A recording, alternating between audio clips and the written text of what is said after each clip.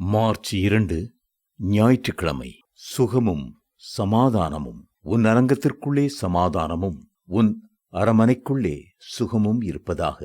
சங்கீதம் 122:7. சமாதானமும் சுகமும் எத்தனை பெரிய ஆசீர்வாதங்கள்! எந்த குடும்பத்திலே தெய்வீக சமாதானமும் தெய்வீக ஆரோக்கியமும் இருக்கிறதோ அந்த வீடு பாக்கியமானது. கர்த்தர் இன்றைக்கு உங்களை ஆசீர்வதித்து உன் அரங்கத்திற்குள்ளே சமாதானம் சுகமும் இருப்பதாக என்று சொல்லி வாழ்த்துகிறார். நான் பெரிய செல்வந்தர்களை குறித்து அறிந்திருக்கிறேன். அவர்கள் மிகப்பெரிய அலுவலர்களாகவோ தொழில் அதிபர்களாகவோ இருப்பார்கள். அவர்களுக்கு அரண்மனை போன்ற பெரிய வீடுகள் உண்டு, ஏராளமான வேலைக்காரர்கள் உண்டு, செல்வங்கள் சொத்துக்கள் எல்லாமே உண்டு. ஆனால் அவர்களில் அநேகரது உள்ளத்திலும் குடும்பத்திலும் சமாதானம் இருப்பதில்லை. சரீரத்தில் ஏற்படும் ஏகப்பட்ட நோய்களும் வியாதிகளும் வாழ்க்கையை கசப்படைந்து விடச் செய்கின்றன.